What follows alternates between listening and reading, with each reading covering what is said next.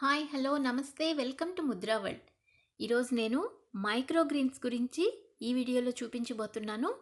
ఈ మైక్రో గ్రీన్స్ని ఇంట్లో ఎలా పెంచుకోవాలి అనే విషయాన్ని ఈ వీడియోలో చూద్దాం. మరి ఈ చిట్టి మొక్కల్లో antioxidants, minerals, iron, zinc, potassium, copper అన్నీ కూడా చాలా ఎక్కువగా ఉంటాయి. ఆకుకూరల్లో కంటే కూడా పోషక విలువలు చాలా ఎక్కువ. ఇన్ని పోషక విలువలు ఉన్నటువంటి ఈ మైక్రో గ్రీన్స్ని ఇంట్లో మనం ఎలా పెంచుకోవాలి అనేది చూసేద్దాం పదండి. ముందుగా నేను ఇలా ఉన్నటువంటి చిల్లులు ఉన్నటువంటి ఒక ప్లాస్టిక్ బౌల్ని తీసుకున్నాను. తర్వాత ఇవేమో టిష్యూస్. ఈ టిష్యూస్ని వాటర్లో తడిపి పూర్తిగా తడిచేటట్టుగా అన్నమాట. ఆ టిష్యూ పేపర్స్ 2 తీసుకున్నాను నేను, కొద్దిగా ఒత్తుగా ఉంటాయి. సో వీటిని ఇలా కింద వేసేసుకోవాలి. తర్వాత వీటిలో నేను ఆవాలు వేస్తున్నాను. కొంచెం దట్టంగానే వేసుకోవాలి, ఎందుకంటే మైక్రోగ్రీన్స్ అన్నీ ఎక్కువ ఉంటే కనుక ఒకదానికొకటి సపోర్ట్ ఇచ్చుకుంటూ చక్కగా ఉంటాయి. ఇలా మొత్తం అన్నీ కూడా ఆవగింజల్ని మనం టిష్యూ పేపర్ మీద మొత్తం అంతా స్ప్రెడ్ చేసేసుకోవాలి.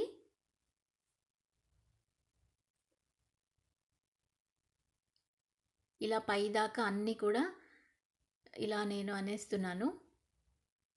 మధ్యలో గ్యాప్స్ రాకుండా అన్నీ దగ్గరగా ఉండేటట్టుగా వేసేసుకోవాలి.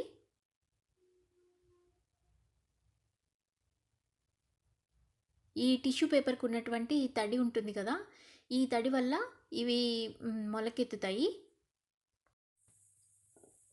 ఇప్పుడు ఒక క్లాత్ని వాటర్లో డిప్ చేసి అవి వాటర్ కాస్త పిండేసి ఈ కంటైనర్ మీద నేను వేసేస్తున్నాను ఇలా అన్నమాట. ఎందుకంటే కొద్దిగా వెట్గా ఉండి ఇంకొంచెం త్వరగా స్ప్రౌట్ అవ్వడానికి ఆస్కారం ఉంటుంది. ఇలా మొత్తం అంతా కూడా పూర్తిగా తడి చేసేస్తున్నాను. తర్వాత ఇది సెకండ్ డే.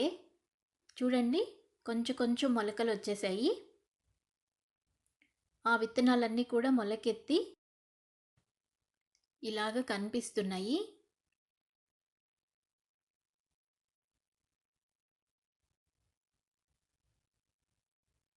ఇప్పుడు మళ్ళీ వాటర్ అనేది తడుపుకోవాలి, ఎందుకంటే ఆ మాయిశ్చర్ ఉంటేనే మొలకెత్తుతాయి. మాయిశ్చర్ ఎప్పుడు మనం కంటిన్యూ చేయాలి. ఇది థర్డ్ డే రోజు ఎలా ఉన్నాయో చూడండి. ఆ కాట్లీడన్స్ అంటారు కదా, ఆ పప్పులో ఉన్నటువంటి 2 దళాలు అవి 2 కూడా విచ్చుకునేసి 2 ఆకుల్లాగా వచ్చేసినాయి. ఇదేమో 4th డే రోజు. మళ్ళీ వాటరు మార్నింగ్ అండ్ ఈవినింగ్ చూసుకుంటూ మాయిశ్చర్ అనేది ఉండే విధంగా మెయింటైన్ చేయాలి. వాటర్ అనేది ఎక్కువ వేయకండి, మనం జస్ట్ చేత్తో చిలకరించినట్టుగా వేస్తే సరిపోతుంది. ఇది 5th డే రోజు.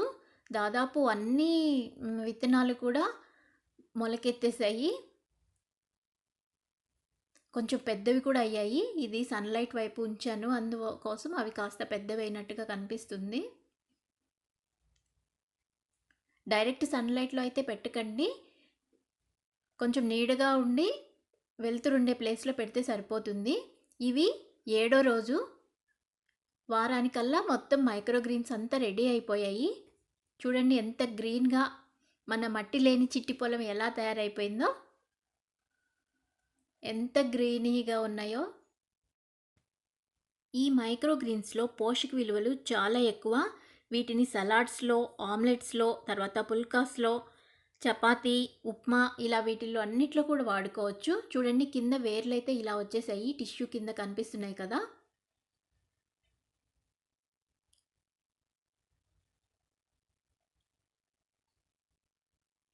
మరి ఎంతో పోషక విలువలు ఉండేటటువంటి ఈ మైక్రోగ్రీన్స్ని మీరు కూడా మీ ఇంట్లో తయారు చేసుకుని పెంచుకుంటారని ఆశిస్తాను. ఈ వీడియో కనుక మీకు నచ్చినట్లయితే లైక్ చేయండి, షేర్ చేయండి, మరియు మరిన్ని లేటెస్ట్ అప్డేట్స్ కోసం నా ఛానల్ని సబ్స్క్రైబ్ చేసుకోండి. Thanks for watching. ప్రకృతిని ప్రేమిద్దాం, పర్యావరణాన్ని రక్షిద్దాం.